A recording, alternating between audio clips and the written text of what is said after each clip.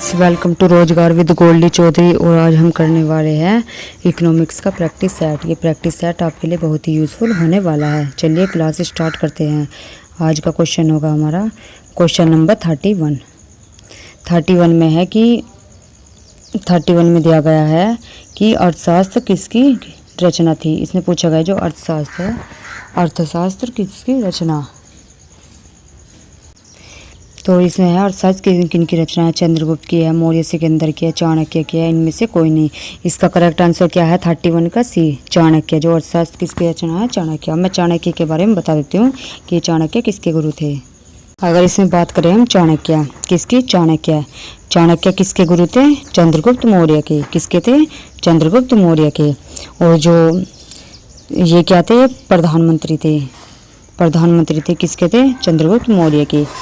अगर इनका अन्य नाम क्या था, चाणक्य का जो और नाम अन्य नाम थे वे क्या थे, विष्णुगुप्त थे। क्या थे, विष्णुगुप्ता।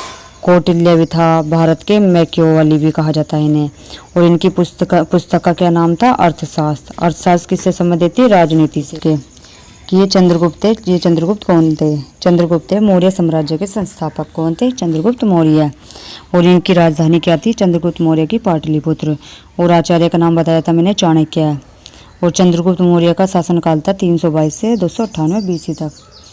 और पत्नी का नाम था धुरधरा। क्या नाम था, धुरधरा। अन्य नाम क्या था इसका, भारत का मुक्तिदाता, एंडोकोर्स या सेंडोकोर्स कहा जाता है चंद्रगुप्त मौर्य को। किसने कहा था, जस्टिन ने कहा था। और फिर एंडोकोर्स किसने कहा था, प्लूटार्क ने कहा था इन्हें।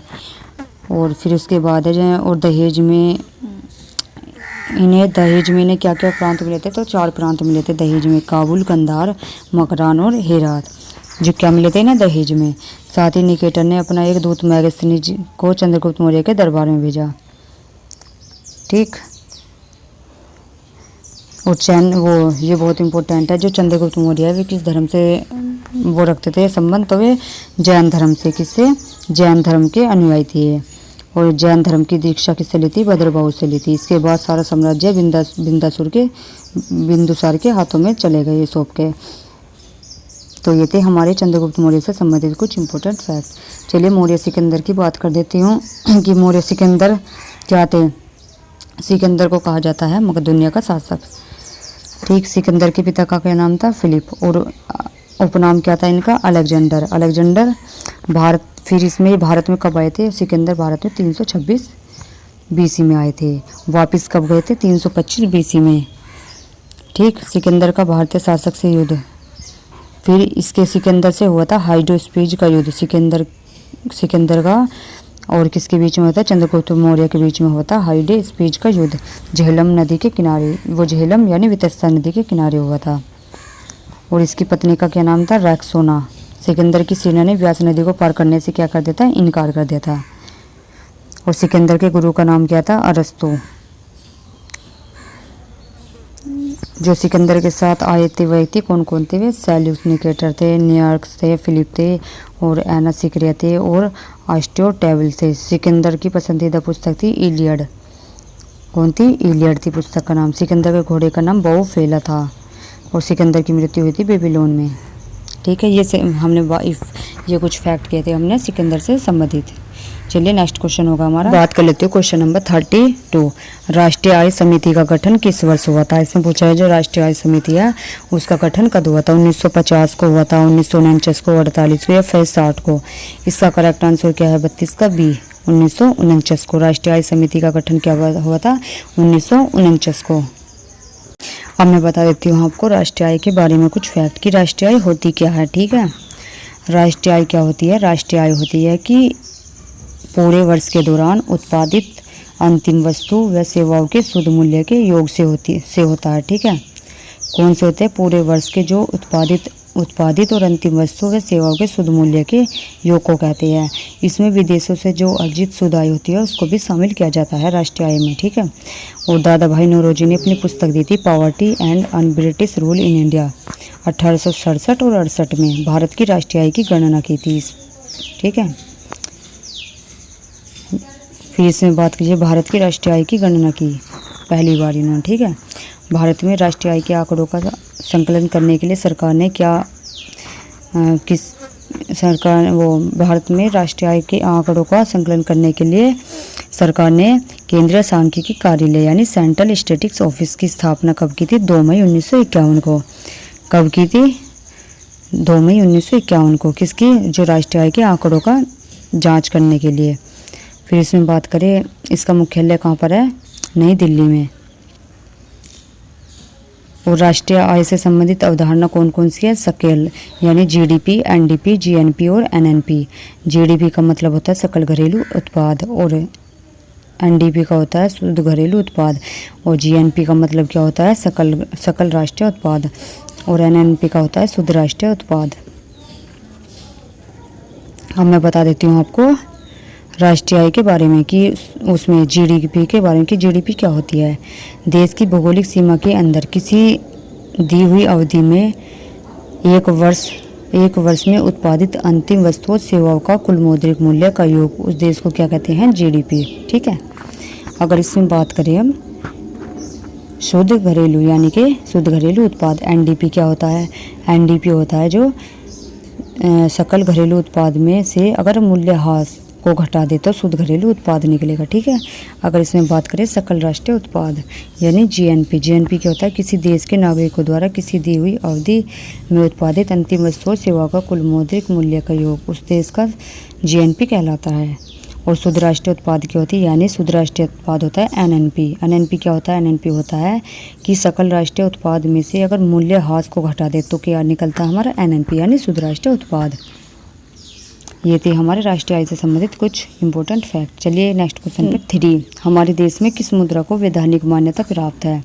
वस्तु मुद्रा को, साख मुद्रा को, पत्र मुद्रा को या फिर चेक मुद्रा को?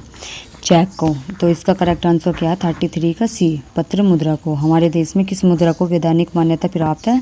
तो पत्र मुद्रा को। Number next 34। निम्नलिखित में कौन विधि ग्राह्य मुद्रा है? इसमें पूछा गया कौन सी विधि ग्राह्य मुद्रा है? 10 रुपये का नोट, चेक है, ड्राफ्ट है या इनमें से सभी?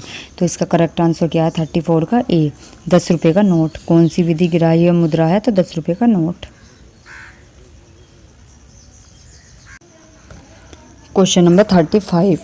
आजकल मुद्रा का कौन सा रूप अधिक प्रचलन में है? धात्विक मुद्रा का, धात्विक का, पत्र मुद्रा का या सिक्के का या इनमें से सभी? तो इसका करेक्ट आंसर क्या? 35 का बी, पत्र मुद्रा का। Question number 36। इनमें से कौन मुद्रा के कार्य नहीं है? माध्यम, मापन, भुगतान या लेखन एवं संपादन? तो 36 का क्या है आंसर? डी, लेखन और संपादन किसके मुद्रा के कार्य नहीं है। बात करें कि मुद्रा, भारत की मुद्रा व्यवस्था कैसी है। चलिए हम मुद्रा के बारे में बात कर लेते हैं कि मुद्रा व्यवस्था कैसी है। भारत में मुद्रा की दशमलव प्रणाली 1957 से प्रचलित है। कब से? 1957 से प्रचलित है। किसकी मुद्रा की प्रणाली? ठीक है। भारत में कुल 10 मूल्य वर्ग के नोट प्रचलित है। कितने के? 10 मूल्य वर्ग के नोट प्रचलित है। भारतीय रुपये का प्रतीक चिन्ह रुपया है। जो भारतीय रुपये का प्रतीक चिन्ह है क्या है? रुपया है। इसका डिज़ाइन किसने तैयार किया था? तो उदय कुमार ने बनाया था। किसने? उदय कुमार ने। 2000 के नोट के पृष्ठभाग पर, ठीक है, भारत के में सिक्कों का निर्माण, भारत में जो सिक्कों का निर्माण था वो कहाँ पर हुआ था? नोएडा, कलकत्ता, हैदराबाद तथा मुंबई की टकसालों द्वारा किया जाता है। Question number 37। किस मुद्रा का, किस धातु का मुद्रा के रूप में सर्वाधिक प्रयोग हुआ है? लोहे का, तांबे का, पीतल का या चांदी और सोने का? तो 37 का आंसर क्या है? ऑप्शन डी, चांदी और सोने का। किस धातु का मुद्रा के रूप में प्रयोग हुआ है? तो चांदी और सोने का। 8। इनमें से कौन साख का आधार नहीं है? विश्वास, शिक्षा, चुकाने की क्षमता या ऋण की अवधि? तो 38 का आंसर क्या है? बी, शिक्षा। साख का आधार क्या नहीं है? शिक्षा। 39 में है बांग्लादेश की मुद्रा का क्या नाम है? इससे पूछा गया है जो बांग्लादेश की मुद्रा है उसका क्या नाम है? 39 में तो क्या है? टका। बांग्लादेश की मुद्रा का क्या नाम है? टका। अगर इसमें बात करें रुपया, रुपया किसकी है? भारत की मुद्रा का नाम। भारत की मुद्रा का क्या नाम है? रुपया। ठीक है। अगर इसमें डॉलर की बात करते हैं, डॉलर किसकी है? अगर इसमें बात करें हम डॉलर, डॉलर किसकी है? यूएसए की। किसकी? यूएसए की मुद्रा डॉलर है। अगर इसमें बात करें हम दिनार की, किसकी? दिनार। दिनार किसकी है? कुवैत की। किसकी है? कुवैत देश की मुद्रा। कुवैत देश की मुद्रा का क्या नाम है? दिनार। क्वेश्चन नंबर 40, किसने कहा था कि कर्ज जमा की संतान है और जमा कर्ज की संतान है? केन्स ने, मार्शल ने, पीगू ने या फिर क्राउथर ने? तो इसका करेक्ट आंसर क्या है 40 का? केन्स ने। किसने कहा था कि कर्ज जमा की संतान है या जमा कर्ज की संतान है? केन्स ने। क्वेश्चन नंबर 41, निम्नलिखित में कौन प्लास्टिक मुद्रा के रूप में प्रचलित है? एटीएम है, कागजी नोट है, चेक है या फिर ड्राफ्ट है? इसका करेक्ट आंसर क्या है 41 का? ए, एटीएम। क्या है? एटीएम। एटीएम की फुल फॉर्म क्या होता है? Automatic teller machine. तो इसका क्या है एटीएम का? ऑटोमेटिक टेलर मशीन एटीएम का नाम है ये इंग्लिश में। क्वेश्चन नंबर 42, किसने कहा था कि आधुनिक विश्व में उद्योग मुद्रा रूपी वस्त्र धारण किए हुए? क्राउथर ने, ट्रेस्क कोट ने या फिर पीगू ने या फिर मार्शल ने? 42 का क्या है? सी, पीगू ने कहा था कि आधुनिक विश्व में उद्योग मुद्रा रूपी वस्त्र धारण किए हुए हैं।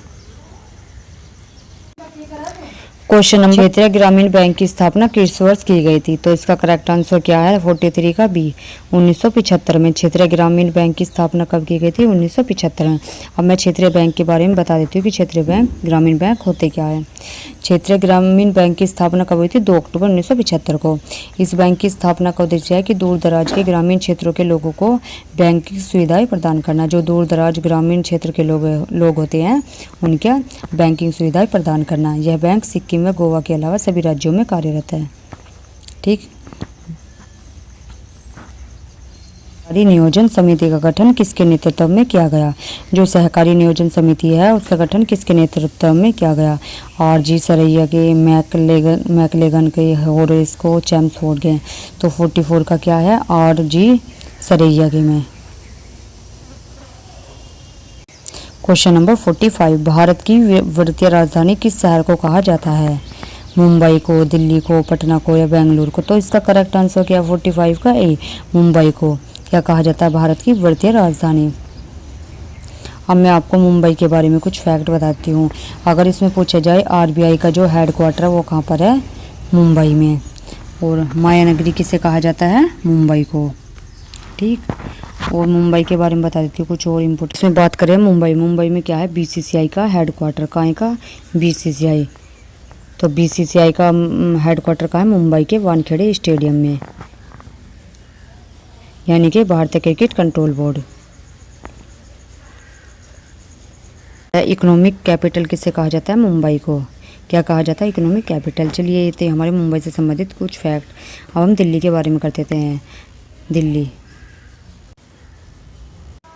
और आज का हमारा ये लास्ट क्वेश्चन था। देखिए क्लास मिस मत करिए, ये क्लास बहुत आपके लिए बहुत ज़्यादा इंपॉर्टेंट है। जैसा कि आप सभी को पता है इकोनॉमिक्स आपका बहुत ज़्यादा इंपॉर्टेंट सब्जेक्ट रहता है। ये आपका एसएससी जीडी चाहे एसएससी की वैकेंसी हो या फिर यूपी की कोई वैकेंसी हो, आपके सभी एग्ज़ाम में इकोनॉमिक्स आती ही आती है। तो डेली क्लास चलती है, डेली प्रैक्टिस सेट कराते हैं हम।